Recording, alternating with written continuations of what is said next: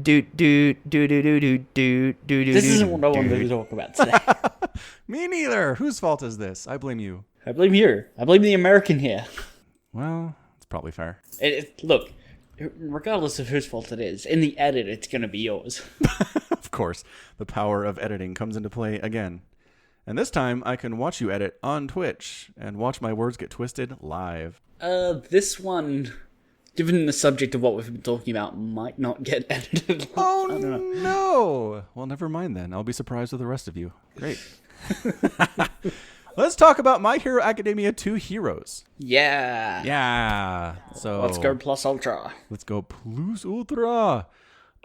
So my little story about this, I found happily that the theater near my house is one of the two along the whole Wasatch Front that is actually playing the movie. So it was 10 minutes away. It was fantastic. And I went to get tickets last week, and the showing that I chose was sold out when I went to go buy tickets. And I said, what?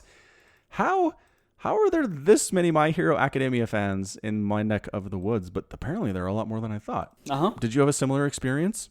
When I finally sat down to buy my tickets, I bought 3. One for my brother, one for my mate, and one for myself.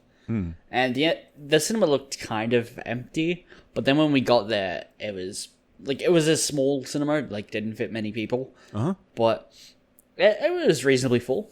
Like, it was about what I expected. Okay. Fair enough. Yeah, mine was pretty packed. Like, I don't think there were many empty seats. I know some people actually showed up about 10, 15 minutes late. I think they were expecting there to be trailers. And usually I'm with them. Usually I will show up late to a movie because I know there's going to be 20 minutes of trailers before and I don't want to watch those. But Boy, do I have something to tell you. Well, but this time, just real quick before you get into your more interesting story, I actually showed up on time because I was curious to see what trailers they would show before the My Hero Academia movie.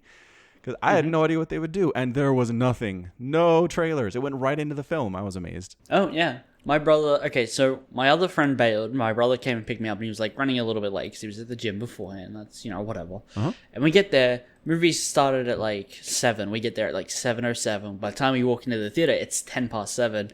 The movie's fucking playing. Yep, there you go. No trailers. There were no trailers. Yep. No trailers. So we walk in, and Deku and All Might are on a plane. And I'm like, well, shit, I've missed the beginning.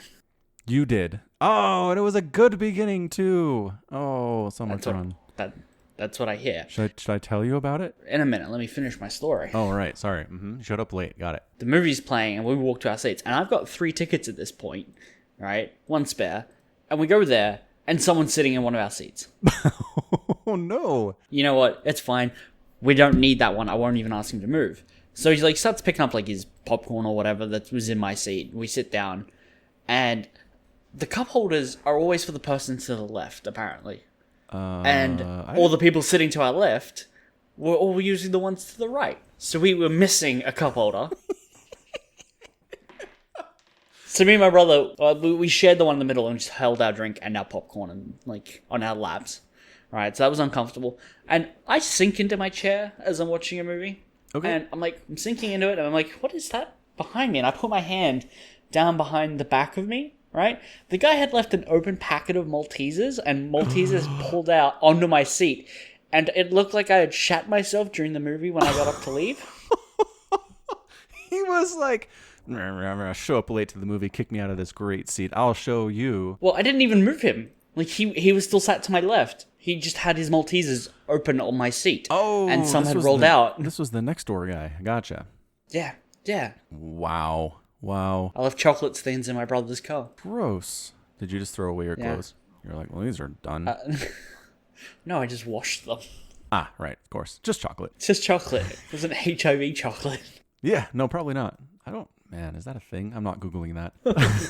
I don't think it's a thing. No. Do you want me to tell you about the beginning? Please do. Oh, man. It's young All Might in California. Now, here's the best part. It starts out, very, very first starts out. You're in the desert.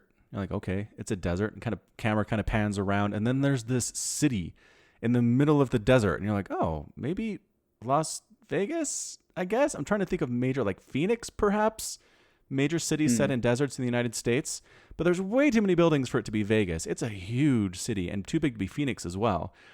And so it gets to the interior of the city and goes, California. That's literally all it says. This is California. This is clearly what it is, according to how we understand the states to be exactly like. And then it also had a casino as well, which made me feel like they're trying to go for Vegas, but it didn't really pull it off. Anyway, Right. some villain steals a whole bunch of money from a casino. He's running for it, yada, yada, yada.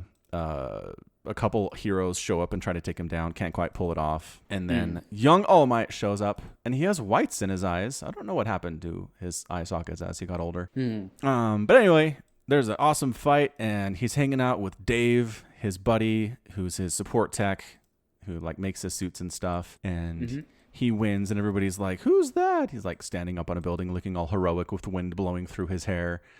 And that's All Might. He's going to be the symbol of peace. It was fantastic. It was a really good opening. Very action-packed. Okay. In a nutshell. And so how does it go from that to, all right, we're on a plane? That's pretty much 'Cause it. that's where I started. It just like fades out and fades in. Yeah. Fades to Small Might and Deku on a plane being like, get changed into your uniform. Correct.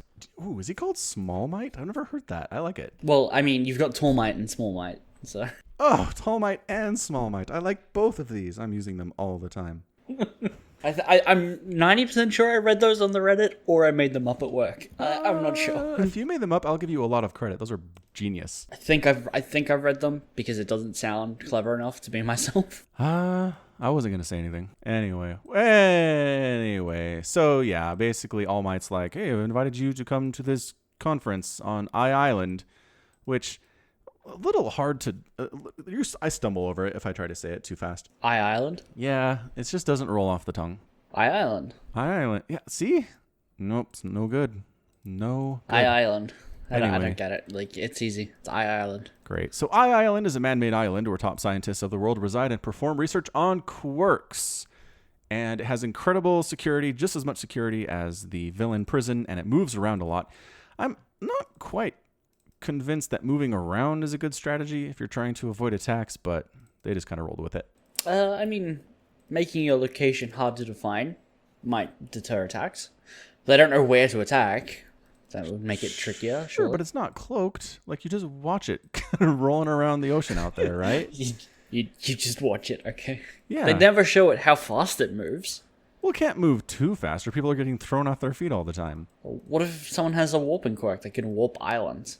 That would be cool. Okay, I decided that's what it's at. Somebody warps the island from place to place using their own quirk. Yes!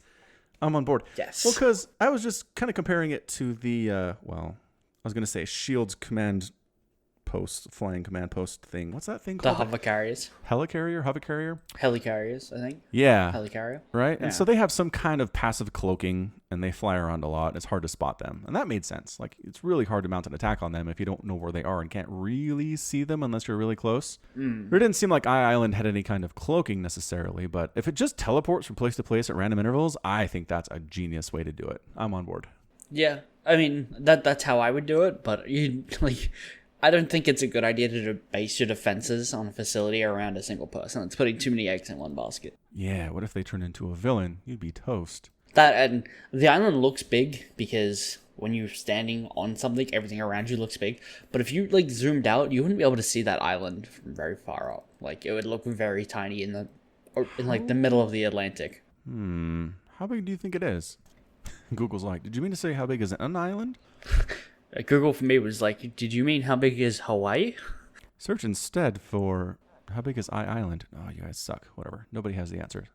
I don't know. It just seemed big enough to, I don't know, at least a couple square miles, right? Well, yeah, but a couple square miles is tiny. Yes. Right? If it is, let's say, a couple square miles, you wouldn't see that from 10 miles away. True fact. Fair enough. Hard to spot on the open ocean. Yeah.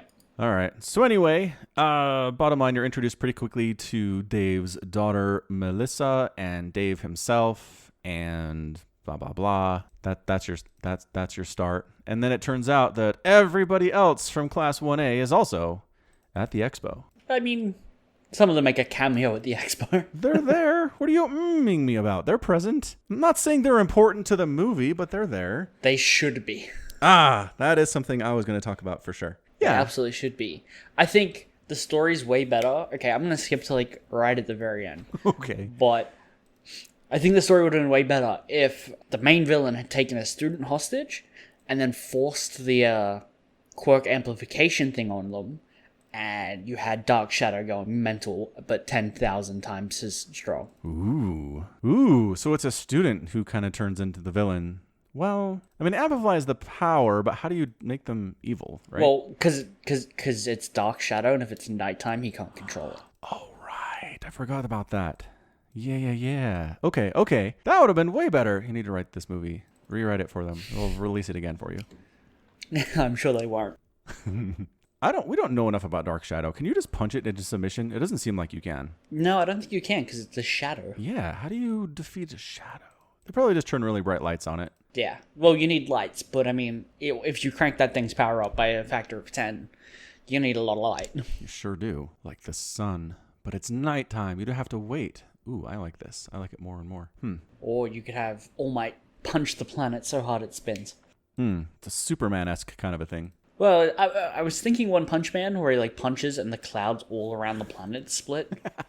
Yes. He could probably stop the rotation of the Earth by punching it. He needs to try that sometime. A lot of people would die, though. Maybe. Yeah, maybe. Maybe don't do that, One Punch Man. Saitama, no. Anyway, yeah, you know what's funny is I don't think I went into it expecting that there would be that many other students from Class 1A. Like, I don't know why. The whole show's about the students from Class 1A. I don't know why the movie would be that significantly different, but I was like, oh, it's Uraraka. Oh, hey, and Momo's there. Oh, and hey, headphone girl. Sure. Yeah. I'm like, huh, what a coincidence. And then slowly over time, it's like, oh, wait, yep, okay. Oh, all right, they're all here. Fine, fair enough. I should have seen that coming. It's my bad. I mean, they're all here, but some of them are like hanging out in a diner eating dinner, and others are playing Uno. Yeah. Or That's kind of it. yeah, trying to watch TV. Yeah. Yeah. I mean, it's disappointing because there are a lot of like favorites. Yeah. Everyone has their favorite character, like Zero Froppy, 0 out of 10, right? Zero Aizawa, 0 out of 10. Are you rating Froppy 0 out of 10? No, the movie, 0 out of 10, because it has no Froppy. Like, Froppy does nothing in the movie. That's true. And Dark Shadow does nothing in the movie. Exactly. And Elbow Tape Guy does nothing in the movie. Sarah, I like Sarah. I think he's cool. Is that Elbow Tape Guy? I don't know his name. Yeah, that's Elbow Tape Guy. Ah. Learn people's names, God. I'm working on it. They're hard. To be fair, Sugar Man, his actual name I couldn't remember, the guy that just eats sugar and he gets stronger. Right. Get rid of him. He's fine. What about Animal Speaky Guy? Him too? Oh, Coda? Yeah, you can get rid of him. Yeah, that's fair. He seems like he'd be real powerful, but he doesn't know what to do with his stuff yet. Although there was that one time when they were fighting the teachers and he like had those bugs go take out microphone guy, wasn't it? President Mike. That was awesome. He needs to do more of That's that. pretty cool. More bug commanding. Yeah, just more stuff, Yeah. right? I've only seen him use his powers twice, and once it didn't work because what he was talking to wasn't alive. Yep. And once it was the best. So he needs more examples to even out the results. I think the cast is so big that you just can't fit all of them in a 24-minute episode of TV or the movie. Like, I'm solid on Deku and Bakugo and Uraka, and I just recently learned it's Ida and not Lita. Because of the subtitles, the first I kind of looks like an L a little bit. I have no defense. But I did notice in the movie when they capitalized it there, it was capitalized properly. I'm like, Aha. See, that helped a lot. And I obviously Todoroki, Momo, Kirishima, and Mineta. But from there, I get lost. Jiro, our time with her. Kaminari. yeah, he's cool. Is I like he hard skin guy or is he electricity guy? Kaminari is electricity. Kirishima is hard skin. Yes, Kirishima's hard skin, red hair. Kaminari is electricity, gets real dumb after using his powers guy, which is awesome. Yeah. All right, so I'm not as bad as I thought. I guess I just need to get, is it Jiro or Jiru? Jiro. Jiro. All right, so Jiro and Kaminari. Those are the two ones that I struggle with. And I guess they're the ones that we mentioned that we don't care about, but for the main ones that were in this movie. I can't for the life of me remember Invisible Girl's name. Nope, she's Invisible Girl. She has like 4 lines in the whole show. It's been 3 seasons. She has a lot of lines every now and then. They're just not super relevant to anything. She's just like, man, I hope people notice me at the UA Sports Festival. And it's like, you're invisible. Or, boy, that test sure was difficult. It's like, oh, thanks, generic high school English line. Yeah, problematic. So, anyway, so it was good to see everyone. I don't think I care about Uraraka's crush on Deku at all. No? Like when Deku's talking with Melissa and she comes up and she's pretending like everything's cool, but clearly she's short-circuiting because Deku's talking to a girl. Talking to another girl. Yeah. Yeah. Do you not ship them? No. Who do you ship Deku with then? Obviously Bakugo. They've got something.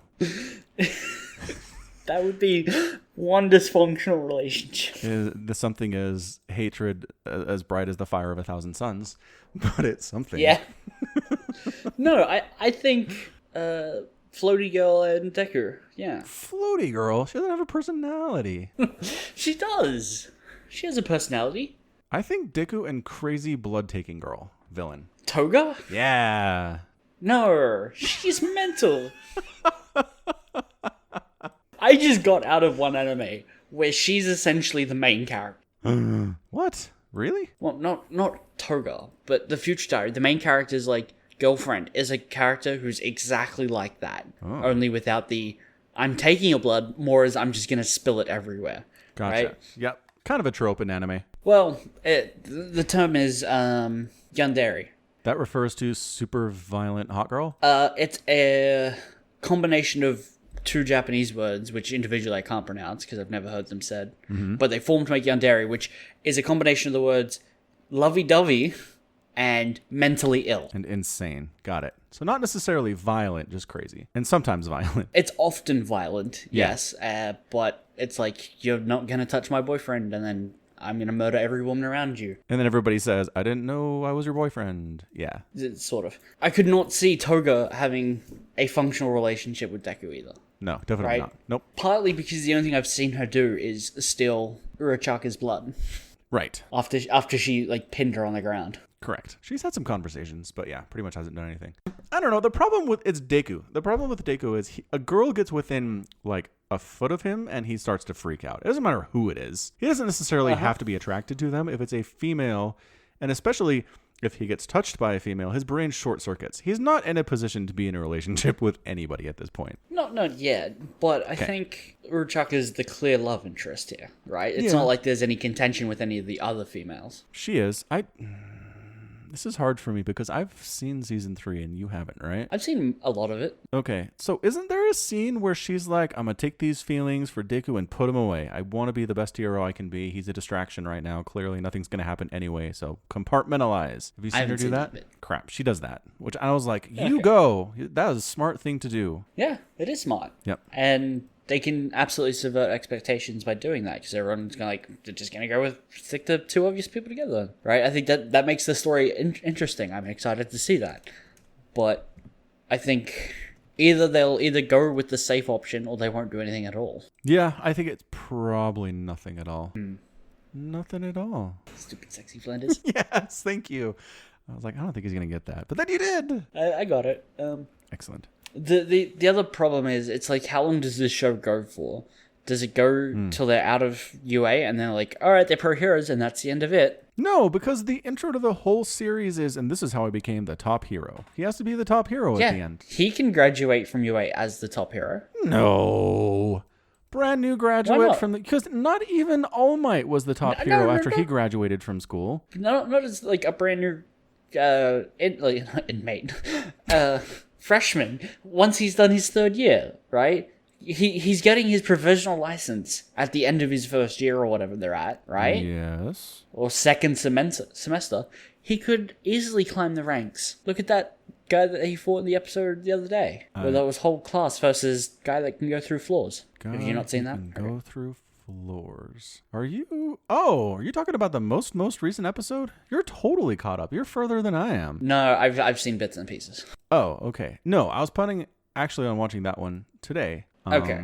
But I knew that was going to happen. That's a great fight scene. I'm just going to throw that out there. Excellent. Very excited for that. But just for context, to prove my point, Ayazawa at one point during that fight scenes mentions that guy is the contender for number one now that All Might is gone. Including all the pros, that guy is the contender for number one with Endeavor. Wow.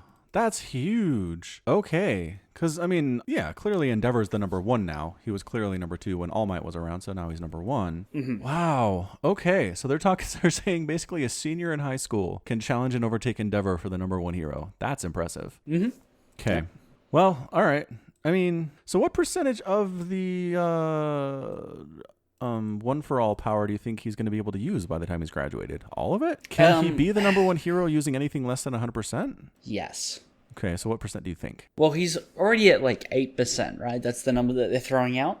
Yeah, we need to talk about this in relation to the movie, but yes, continue. Well, okay, yeah. So in this in the show, he's throwing out like 8% kicks, right, with shoot style, Yeah. and he's clearly on par with Bakugo in that scene, right? I thought he kicked it up to like double digits against Bakugo just to kind of see how it would go. Well, I mean, I was watching the subtitled version, and it was like 8%. That's kind of it. Subtle shift, but Okay. All right. So I think if he continues on that course for another couple years, he will maybe hit at least 40% by the time he leaves. and 40 is enough to be the number one hero. 40 puts him past everyone he's currently around by leaps and bounds. So All Might wasn't just number one. He was like Number one by a he was good like stretch. Yeah. Cyril versus the rest of the WCS field. Right? Yeah.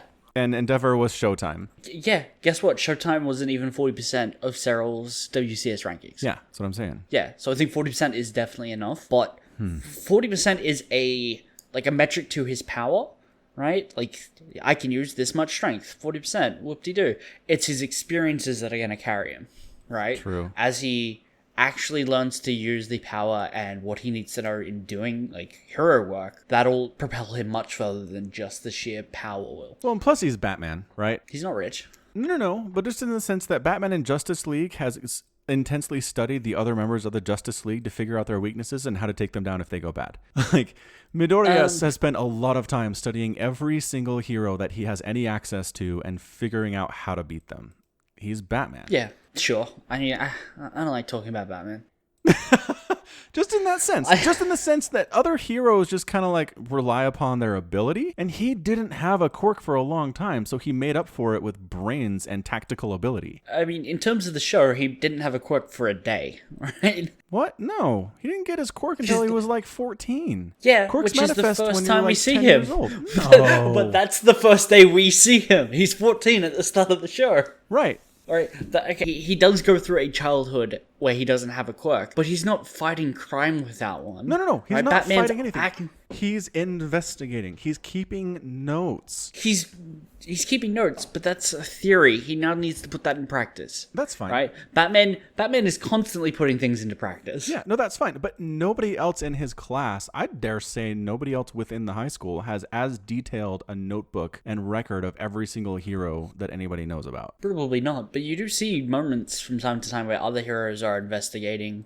Like, they're making those predictions on what a good way to approach a situation is. Yeah, like, for sure. And from experience. yeah. His other students are catching up to what they need to be doing that he was clearly doing for a while now. That's I can agree with that. Okay. I did like his fight with Bakugo, where he's like trying to analyze the fight and predict what he's going to do. And Bakugo's like, screw you. I'm going to fight so fast. You don't have time to think about it. Let's go. And Deku's like, oh crap. That was good. That was a good lesson. Like, sometimes you're not going to have the time to sit back and analyze the situation and try to decide what's going to happen. Sometimes they just come at you. Yeah. So yeah, experience. He's overly dependent on planning, right?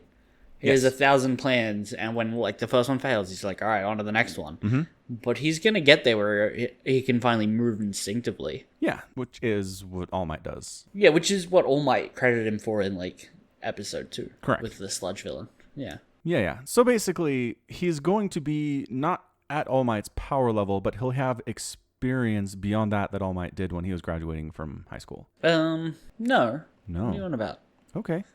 Well, okay, like, if they took the same curriculum and, you know, let's say All Might's, his schooling had just as many villain attacks, they'd have roughly the same amount of experience. But no, he didn't have the same amount of villain attacks because they have the amount of villain attacks, and the response from the parents is, holy crap, shut down the school.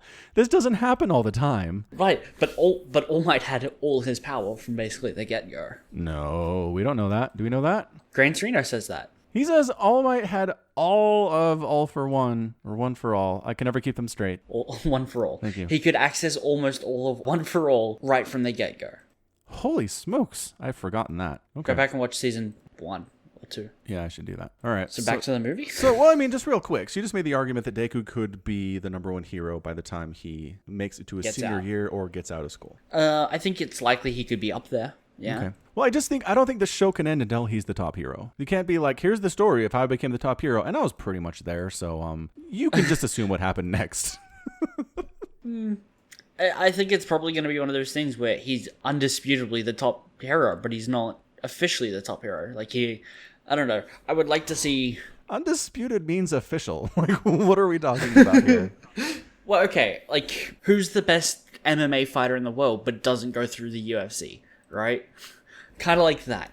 Where I want to see a twist in a story. I want a story that I'm not going to be able to predict, right? Because if I could write the story, it's probably not good, right? We joke that I should rewrite the movie, but if I can predict the story, it's probably not brilliant. I don't know if I agree with that. If there's a twist in the story where by the end of the after he graduates high school, society shifts and heroes are no longer government endorsed or sponsored, groups, and there is no rankings now. But he's still, he has All Might's power. All Might was number one. He's probably number one. I don't know. I mean, within fiction, there is something to be said for telling your reader exactly where you're going and then just doing it so well they don't care. Right.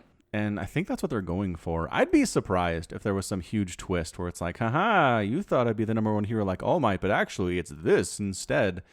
I would be very surprised if that happened, which I guess would be the point. I kind of see that coming with the hero killer Stain stuff, right? And he's like, this world is sick, and you all call yourselves hero, but you're not. Only All Might is worthy, and then that's the entire League of Villains recruitment drive is based off that. People being like, screw heroes, right? And then that's when you start seeing the public having growing concerns with UA and heroes in general. And then All Might basically retires. Who knows that's going to happen due to the crime rate. Yeah, and that is a huge part of season 3, right? Endeavor isn't necessarily somebody who has the temperament to be the number one hero. He tends to go overboard. He probably burns a lot of villains alive, which is not really super ideal. No. And on the other hand, you have the people behind the Hero Association saying, we can't expect another All Might. Let's just have a lot of B+ heroes that can compensate for losing the symbol of peace, right? All right, so back to the movie. So, no, go ahead. No, I was just gonna say it's quality, show of a good quality, where it could go either way, and I don't care. Just give it to me now. Yeah, exactly. That is a good sign. All right, so the movie did the very TV movie trope thing, where let's introduce something amazing that never shows up again in the TV show for no reason, right? Because in this case, it's the glove that Melissa originally made for All Might. It can handle up to 3 times the punching power of All Might's strongest punch, which, wow, way to overcompensate there, Melissa. Well, can it handle a 3 times All Might, or can it handle All Might 3 times? Those are different things. No. 3 times the force of All Might's strongest punch. She said that more than once. Because I watched the English version, you watched it in Japanese. In the English version, it can handle, she says it can handle up to 3 of All Might's 100% punches. Oh, that's so different. Yeah, the subtitles specifically say 3 times the power of one of his punches. 3 times the power, not 3 times used. Yeah, because that's why you only see him do 3 punches in the entire movie. It's because it's going to break after the 3rd one. Well, maybe the subtitles were wrong then. Very possible. That makes more sense. Yeah. If there were, in fact, 3 major punches thrown and then it exploded off his hand. And then, how do you even test it against 3 times All Might's power? All Might doesn't have All Might's power. How do you test that? Well, he doesn't now. Maybe they took some baselines back when he was young. They're like, okay, here's the force of one of his punches, and then you just base it on that. It sounds like something Dave would do. Yeah. Yeah. Sounds like a sciencey enough explanation. It sure does. But anyway, okay, so Deku's able to be awesome with this thing. He's basically double Detroit Smash to take down Muscle Metal Guy, and it works. And then it explodes. And he's like, hey, Melissa, you want to make me a whole suit of that stuff? Take your time. If you can get me that, soon-ish, it'd be amazing. Just a glove would greatly increase his abilities in season 3. How about 2 of them? Yeah. 1 on each hand, That's what maybe. I'm saying. 2 gloves on his feet. If it basically lets him skip the whole part where his body needs to be strong enough to handle the power before he can use it, that'd be incredible. I mean, he'd have to still obviously work and increase his body capacity to where he could use it naturally, because what if he didn't have his suit one day? He'd be screwed. Yeah. But I figured that was the entire purpose of it being able to shrink down into a bracelet, is that he could still work on, Yeah. his performance without it. Yep. Turns out it was just to hide it under his 70s suit. It was a 70s suit, wasn't it? Yeah, it was pretty old. Yeah. Is it weird that this was the most likable I've found Mineta in a long time? Yeah. Like, he's basically the same guy, but for some reason, I didn't hate him as much. Yeah, same. Why? I gave my brother like a primer on the way to the movie, and I'm like, Mineta is the worst, and I hope he's not in the fucking movie at all. And then he was in the movie, and I'm like, you know what? He's fine in this. I mean, sure, he's chanting harem, Yes. but I don't know. Now it's kind of endearing. And sure, he's demanding recognition from the females after he performs a heroic deed, which is, come on, man. Yeah, it's like, be cool, just play it cool. Yeah. Maybe, I don't know. It's not like there was less of him, because there's not very much of him in any of these TV episodes. Yeah, it's true. Maybe it's him being useful, which is the help, right? Like, he's never really been useful in a crisis situation before. That could be it. I mean, he's been useful. He was decent during the The USJ. yeah, and during the oh my gosh, it is too late. The exams for your provisional license. He was decent. I haven't seen those. Oh right. Well, that happened. Yeah. Okay, I mean, if you tell me he's decent there, I'll take your word for it. Yeah. What? I mean, I don't know. spoiler alert, he earns his provisional license. Great. So anyway, he has capability. He always has. He's just always been a coward Yeah. and way too focused on his penis. Yeah. Yeah. I've seen the like dorm room competitions, and where he just like cracks the door and he's like, "Come on in," and there are little ladies just like, "Nah, let's skip this room." Stupid dumb Mineta. Oh my gosh. Possibly like the greatest thing that's ever happened to him is Jiro put her earphone jack through his eye. Wow. That's the greatest thing that's ever happened to him. It's a sad existence. That's my favorite example of like him. It's like, yes, you deserved that. Oh, 100%. $1,000,000%. He deserves everything that ever happens to him. Yeah. Yeah. Anyway, I did enjoy the Bakugo and Todoroki stuff and some of the fight scenes. I really Yeah, the fight scenes were all fun. Yeah, I liked the kind of the first one with those two lower level villains. The one guy who could like displace matter through the His hands, yeah, that was crazy. and Grey Hulk. And big gray Hulk guy, it's kind of purple. Is Yeah. he gray? Purpley gray. Yeah, that's fair. Purpley gray, and they're like, it's awesome because they're like, oh, these are just students. We shouldn't have any trouble getting rid of these guys. And it's like, oh snap, it's Bakugo and Todoroki, like two of the worst of all students in the world you'd ever want to fight. These guys are abjectly terrifying, Yeah. and they were. It was great. Okay, how did Kirishima and Bakugo get lost on the way to the like formal ball? Because Kirishima left his phone in their room. Right, but how do you get lost to the extent of the 70th floor of the control tower? I have no answers for that. None whatsoever. But I'm glad they were there. And also, you forget that Bakugo is smart because he's such a rage ball a lot of the time. Yeah. But when he somehow got a bit of his nitroglycerin sweat to go along with the rest of the stuff that was displaced by matter displacement guy, that was genius. That was such a good use of his abilities. You really do forget that he is quite intelligent. He is. Because if he was just a big ball of raging fire with no brains, I don't think he would have made it into UA. No. Well, okay, he made it into UA entirely on his combat skills, though. Which is just shooting explosions at robots. True. Not much to think about. Maybe they don't care about intelligence for the younger kids. Like, we can teach intelligence.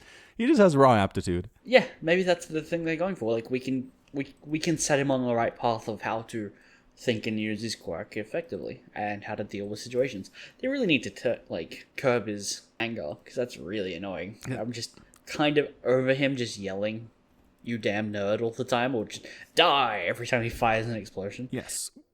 I mean, there's two versions of this, right? There's the one where it's aimed at Deku and it's completely undeserved, and I hate him every time he yells at Deku for no reason. But then I almost feel like it's kind of an intelligent tactical decision to do it during a fight. Because if you can get riled up and bring your opponent up to your level of just anger, and you're more used to hanging out there, then maybe your opponent makes a mistake because they're so mad because you've been taunting them for so long, right? Right, but the hero isn't supposed to kill them. If they get angry and accidentally kill you, oh well.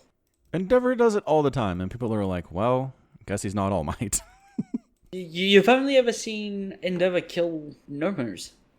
Yeah, I know, but there is a scene in the latest episode where the news anchor is specifically talking about how Endeavor goes overboard sometimes. And I don't know how you go overboard without burning people alive if you're Endeavor. I think he burns people alive. Yeah, I think so too. Anyway, I'm just saying it is a pretty solid strategy to try to make your opponent mad at you because mad people don't make good decisions. Right. And if right. Bakugo is constantly yelling at you and he's used to being angry so it doesn't cloud his thoughts, then it makes sense for him to do it and try to bring other people down to his level. Yeah, but there are scenes where you see Bakugo being angry for no reason. Yes. Right? Not just with Deku. Yeah. I'm going to go out on a limb and say you didn't watch any of the post-credit stuff during the TV show.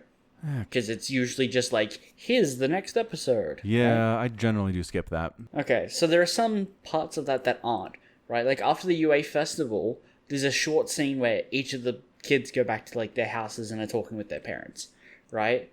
Like, or Chaka goes back to her apartment, and she's like, huh? The door's unlocked, and she opens the door, and her parents are, like, walking on all fours, like, sneaking up on her, and freak the ever-living shit out of her. It's great. What but then the it just crap? cuts to... That's terrifying. Sorry, continue. Mm-hmm. Yeah, then cuts to Bakugo, and he's just like, stupid mouth germs as he's brushing his teeth. Yelling into his toothbrush. Sounds like something my kid would do, actually. Yeah, so again, he is just an unbridled rage monster. I'm just saying it makes sense in a combat situation. I'm not saying it's a choice, but it works out. He's lucky. Great. Yeah. I love that we meet his mom. And you're like, ah, that's why. Okay. Yeah. So anyway, back to the movie. I really appreciated... Oh! So real quick, I just appreciated Ida. He was classic Ida all the way through, the whole time. And I like him a lot. He's so supportive of everybody else. Him and Momo really stand out in this movie, I think. Okay, so Momo. Mm-hmm. Really? You're going to use your creation power to build a cannon that shoots single wads of silly putty. What the crap? How is because this they your can't plan? destroy the servers. What? Because they can't destroy... If they shoot a hard cannon, like, there's a line where they're like, oh, if you damage the servers around it, we won't be able to reboot the system. Yes. I'm more concerned about this. She says, I'll make soft ammo so we can hold them in place. And so they don't explode and destroy the computers literally 2 feet to the left. Yes, but this humongous cannon she creates from her own body can shoot enough slime to goop one of the robots. Not like 2 or maybe like 5 at a time would be nice. 1 at a time. It's got to be thick enough to stop them, right? If it spreads too much, it'll just it hit a little bit of us each. It's not really doing much. It's got to be single target fire. I am firm on my belief that she misused her power there, and you can't talk me out of it. It was bad and stupid. There had to be something else she could do. She's also running low on power, right? And so she makes a whole huge cannon. That sucker was big. I mean... Build a handgun. what do you do there? Build a handgun that shoots little single servings of silly putty and can take down the robots. That seems entirely possible. A little serving doesn't do it. That's why you needed the whole cannon fire. A single cannon fire per one, because you need a lot.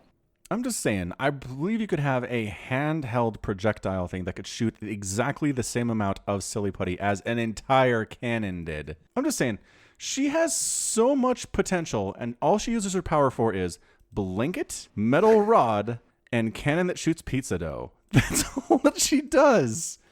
And chaff grenades. That was amazing. More of those. More of those that don't destroy can't... the servers. I'm just saying, she has so much potential. Right. Okay. What do you make there? An EMP or a chaff grenade? Right. It's gonna take down the servers. There are options. I'm just saying, to go down on the list. What are the options? Huge cannon makes no sense to me at all. I think the cannon's smaller than you think. Made of aluminum, right? So it's lighter. Probably built in China. Her name's Momo. It's true. Hmm. Okay. I will level with you that part could have been done better, right? But they intending to not succeed there, right? Yes. And it just goes back to my larger complaint that she has an incredible power and she uses it so crappily most of the time. Those grenades were awesome. That's the best thing she's ever done on the whole show. What about the flashbangs versus Aizawa? I mean, same concept, really. Yeah, same concept. So awesome. Yeah, her quirk is great, right? But it really comes down to how she can use it combined with her physical abilities, which are not, like, over the top compared to anyone else, right? Like, Bakugo can use his thing to propel him, so can Deku, so can Serral, so can Todoroki, can Ida. so can Urachaka, so can Ida. She can't. Like, she can make rollerblades for herself, I guess. Right. Right. So she has to rely on things that are maybe a little less flashy. That's all. I just have complaints about her. Okay. All right. So going back to, we talked about subquirks before, right? And Sort of. the theory that the people with the most effective powers are the ones that have a quirk that is powerful, but also a subquirk that lets them use that first power without dying. Like Bakugo, the fact that his own skin doesn't die at the explosions of nitroglycerin upon it has got to be a subquirk. That is not normal. I think it's just all contained within the one quirk, right? Okay. His quirk allows him to survive. I don't think... Because I think if you start breaking it down into terms of sub-quirks, is it, like, possible for All For One to steal Bakugo's sub-quirk so his own explosions hurt him? Right? I think that makes the show way too messy. So I think it's just easier to say quirks also grant the power to use them safely. I know. It's when just, the body develops with them. sure, really convenient. Doesn't make a lot of sense if Yes. you think about it. Like, Ida is the big example here. He's got rocket jets in his legs, which means he can propel his legs into a steel door and crash it open without sustaining any damage to his legs. Nope. Not without this magical, again, it just gives your leg bones the ability not to shatter when they run into things at 100 miles an hour. Yeah, okay. Okay, so I'm just saying. So there is, in this universe, quirks come packaged very conveniently with, you can use this quirk and not destroy your own body, unless you're Deku, in which case it destroys your own body. Okay.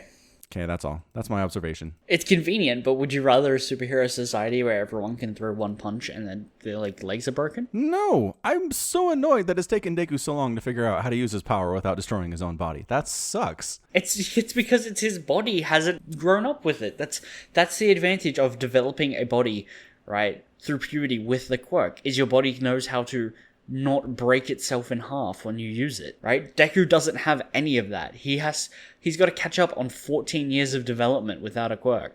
Also, what I'm annoyed about is how often they split between kids show signs of a quirk around like age 5 or whatever, but in the first episode, the intro is, it first happened with a baby that was born in this hospital. It was glowing light. Is it a Yeah. baby or is it 5-year-olds? Or is it 10-year-olds? Because, like, it could show up, but once you're 10, it's too late, you know? Yeah. Although, I mean, it could be like hidden quirks and stuff where it's like you don't have anything visible and there's no way to test for your quirk, right? Like if you had an immortality quirk where you just couldn't die of old age, right? There's no way to test for that at 5 years old. Correct.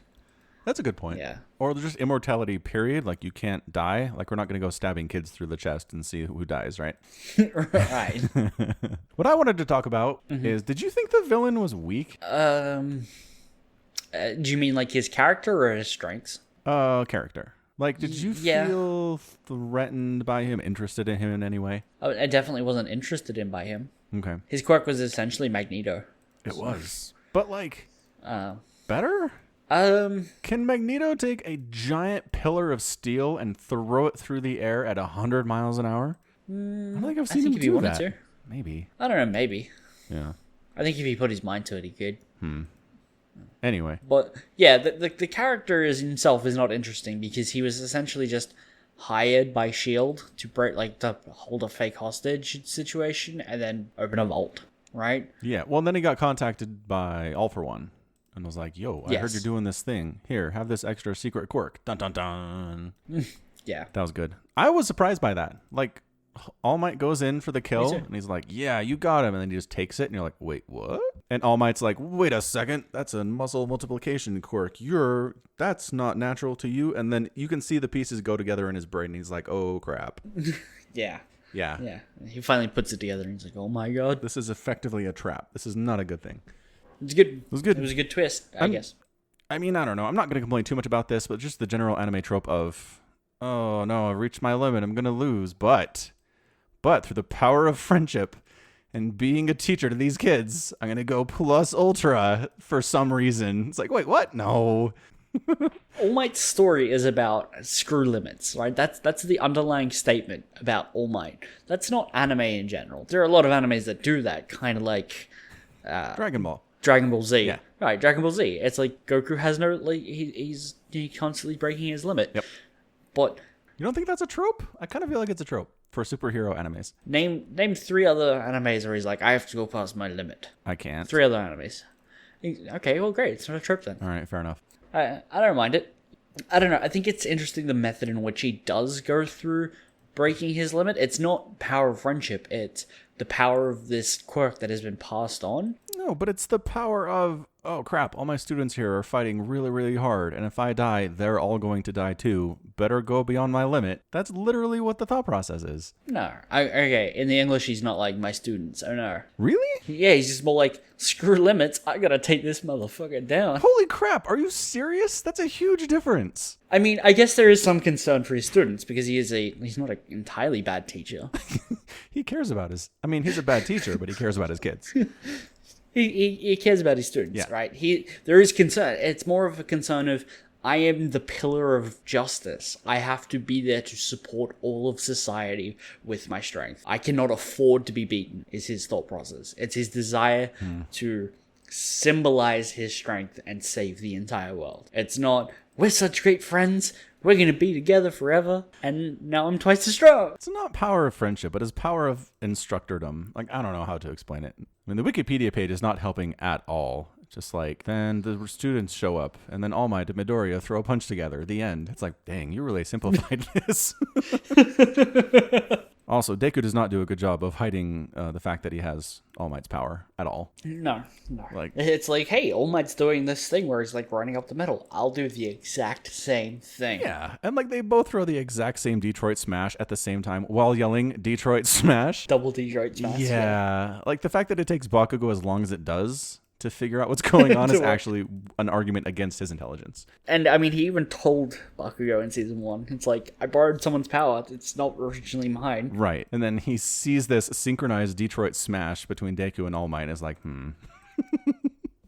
I was also a little bit confused when Deku tells Todoroki, you used your firepower to help us, thanks. And I'm like, he does that all the time. Oh, right. There was that whole thing where he wasn't using it because he hated his dad. I'd totally forgotten, and then just had to go back in time about a season for that to make sense. I mean, it does come after the Hero Killer Stain, where he was using his fire, right? But it was still a fairly new thing. It's still fairly new. It's like the second time you've seen him use it. Yeah. In the start of the movie, Todoroki wasn't using his flames, and then by the end he was, so there's that. That's true. Anyway, it was good. I had a really good time.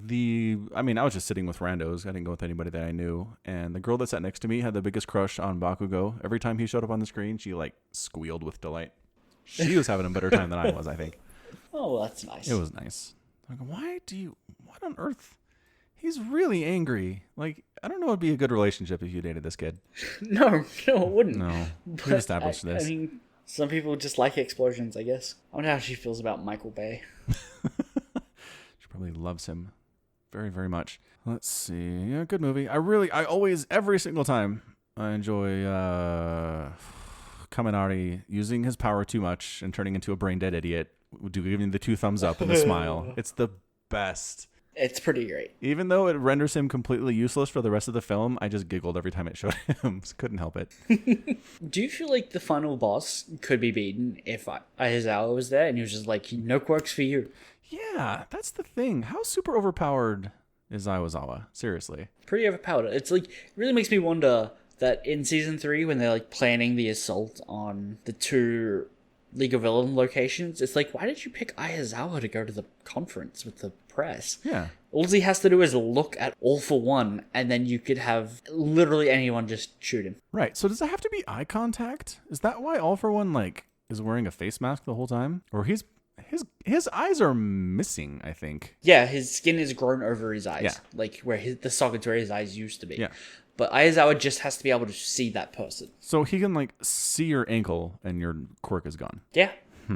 That's crazy overpowered. Like it makes you wonder if the reason he's not ranked higher is that he just doesn't care. I don't think he likes the spotlight. Yeah. That, and it's one of those things where the rest of how a fight goes is dependent on his physical abilities, which are, above average, but not like heroic in any measure. Yeah, but if you wandered around with All Might or like anybody with decent fighting ability, it would make every single villain takedown trivial. He couldn't solo it, but if he worked as a team, it'd be pretty much unstoppable. I mean, it really comes down to support items at that point. If, like, a villain might not be able to use their quirk, but they could still shoot him or something, right? Like, if you came across a villain that was using C4 explosives and had a daycare center hostage, take away his quirk. What does that do? It's like, it doesn't solve the situation. No, but it helps a lot. It helps. It helps, yeah. That's why he was one of the best pro heroes. Yeah. Wait, what's his ranking? I don't know, up there. I don't think he's even on the list of people with known ranks anyway. No, it doesn't say it on his Wikipedia page. But they do give stats, which is interesting. His technique is a 6 out of 5. Fair. I mean, that's the other thing. When we see him fight, he doesn't just stand there and stare at people. He's flipping all over the place, and he's using these crazy ribbons to screw with people and wrap them up, and kind of amazing. That's the thing. Like, he's compensated, right? He knows he can't just be a potato that stands there and stares at people, and he has worked to make himself better than that. Yeah. And he uses caltrops. That's cool. Yes. Against Momo and Shoto. Yeah, that was a good fight. I need to watch that again. It's pretty good. It is good. Yeah, this movie, or this show isn't as interested in telling us the ranks of heroes as One Punch Man is. One Punch Man has a pretty comprehensive list, I think, over time. Well, at least of like the top 12, or like the Class S heroes in One Punch Man. Yeah. Oh, we see a bunch of Class B as well, though, and even a few Cs. I don't know. I just feel like we have a better understanding of the hierarchy than OPM compared to this, for sure. 100%. Yeah. It also, like, there is a thing where it's like, are the rankings only for Japan, or are they worldwide? Right. All Might and Endeavor, the rank 1, 2, plus I think like Best Genus and then Skill Shot, they're also just all in Japan. It's like, could you guys maybe spread out a little so you're not like directly competing with each other? Yeah. Well, that's the thing, is they talk about the crime rate in Japan is a lot lower than other places. Like, could All Might just kind of travel around a bit? Like maybe you spend a couple of weeks in, I don't know, Brazil or something. You could bring the crime rate down a little bit. Yeah. You'd think, but I mean, that's the problem with the Pillar of Justice thing that he's got going, is that he's still just one person. Yeah, and he can only be in so many places at the same time. Yeah. I mean, that ranking is interesting. Like, in all the world, number 1 and number 2 are in Japan. Yeah. It's like Korea and StarCraft. Well, no. Cyril is currently ranked number 2. Is he? Yeah. Well, all right. Off to a leg like we go. Yep. I mean, with the region lock, it's so hard. Yeah. Maru, Cyril, then Doc. All right, fair enough. God, how excited for BlizzCon are you? Oh my gosh, BlizzCon's gonna be the best. So excited. The best. I'm stoked. All right, well, let's see. Let me look over this thing about the movie. Didn't miss anything. I felt bad for Dave. He was just trying to help out his old buddy All Might and screwed everything up. If All Might had just told him, like, right at the start, oh, hey, I gave my quirk to this kid, right? Yeah. The entire movie doesn't happen. And he figures it out anyway. It's like a complete waste of time. Well, he like, David doesn't work out that All Might gave away his quirk. He realizes that there's going to be another generation of heroes. Well, it's not that Deku is the next generation of hero. It's that he's a frigging carbon copy of All Might. He can put it together. He's a smart man. I mean, maybe he put it together, but he hasn't put it together. Like, he's like, man, your quirk is like dropped by like half of its power. How could this have happened? What's going on? Well, he didn't We've know seen about massive drops recently. He didn't know about Deku at that point. He'll put the pieces together at the end of the film after everything's over. He has everything. He just needs to work it out. Yeah, maybe. I don't know. Mirror. So good. NBA minute? Sports ball minute? Yeah, let's do that. All right. 3, 2, 1, go. We buried the Patriots too early, everybody. They took down New England pretty handily. They look better. I don't know if that's just a factor of the Dolphins sucking or the Patriots being good, but we'll figure it out. Colts-Texans were pretty darn good. The Texans took down the Colts. Their quarterback, oh man, it is too late for this. Looked very, very good. He's a young quarterback. Patrick Mahomes looked pretty darn bad in the first half against Denver, then rallied, throwing 2 touchdowns for 300 yards, basically all in the second half. Patrick Mahomes is the real deal, everybody. The Ravens looked pretty darn good. Flacco may have resurrected his career. We'll keep an eye on that as well. And the Seahawks beat the Cardinals. The Cardinals are the worst team in the league. They're not going to make the playoffs. And the Eagles lost to the Titans. Defending Super Bowl champs, sitting at 2-2 this early in the season. We'll see if they have what it takes to get back to the Super Bowl. And that's going to be it for the NBA Minute. Stop. Nailed it. All right. Well, now that we've spoiled the whole My Hero Academia movie, and it's probably not available in theaters anymore. Maybe it is. You should look it up. It is called My Hero Academia 2 Heroes. Yeah. If you haven't seen it, you should go check it out. It's a good time. It's exciting. And yeah, that's about it. Check out the merch. It's available. We're looking at maybe doing some other stuff that is secret in the future, but check that out. Thanks for being a loyal listener to the podcast. And so yeah, thanks for being here. And until next time, as always, you take care of yourself.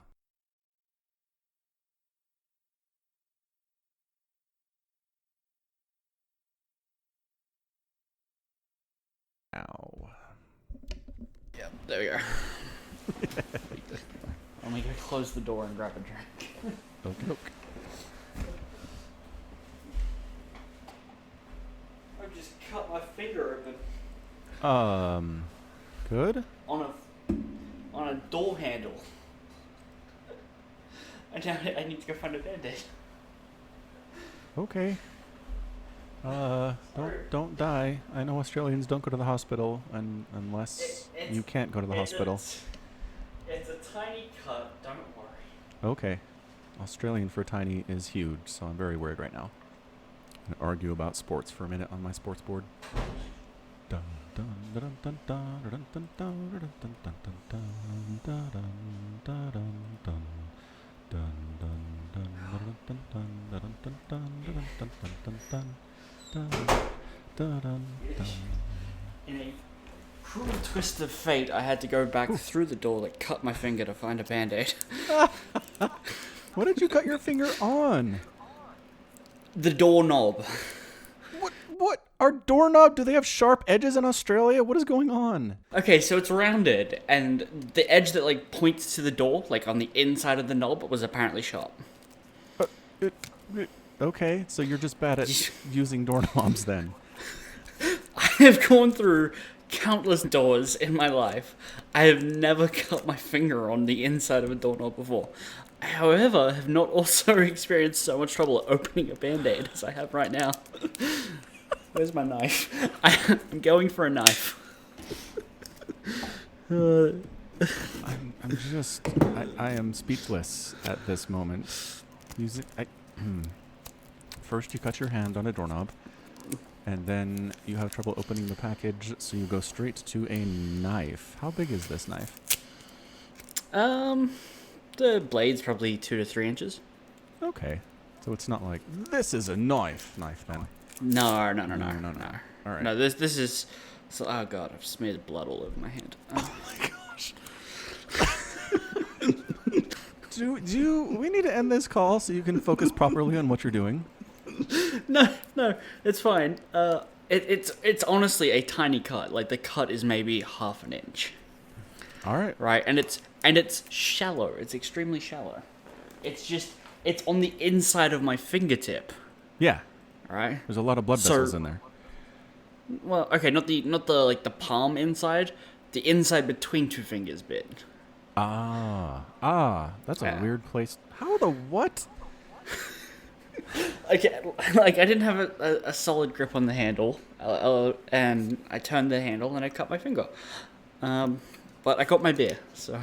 That's the important thing. Yes, obviously. Hard apple cider. That's not beer at all. What do you call hard apple cider beer? What is going on today with you? No. I swear this is my first drink. But I looked at the can and was like, beer comes in cans. It's a beer, right? No, it's a cider. No. I want something tasty. Yeah, I mean, you are correct. Beer does come in cans. I don't think I've ever seen a hard cider that comes in a can before, so... All right, I'm with you. Yep. That's not bad. Well, good. I'm glad it's not bad. Would you classify it as good, possibly? I'll let you know after I've like gotten halfway through it. 'Kay. Because the taste can change. Yeah, that makes sense. I tell you, I had a boss once. One of the best bosses I've had. He was a pretty cool dude, but he had a fridge full of Mountain Dew that he'd drink throughout the day. But he'd only drink half because only apparently the first half of the drink was suitable for drinking, and the other half was basically warm room temperature pee. So, you know. So there were half empty cans of Mountain Dew all over his office. It was great. Other than that, he was amazing.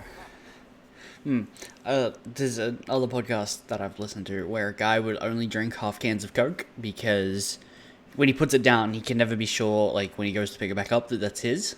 Yeah. And it was kind of like a running, I don't know, joke in the podcast for a while. And he finally broke down and told his story of why he can't pick up cans of Coke that he doesn't recognize. It's because when he was in college, he put down his, like, solo cup, or, like, you know, the red cup of, like, that you would see at, like, parties in movies. Yeah.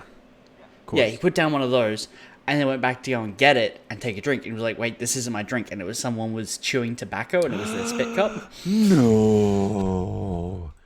No, but like, it was an open cup. Your eye looks into the cup before you drink it a little bit, right? He was, I believe, heavily intoxicated at the time. Oh, right, I forgot about that alcohol.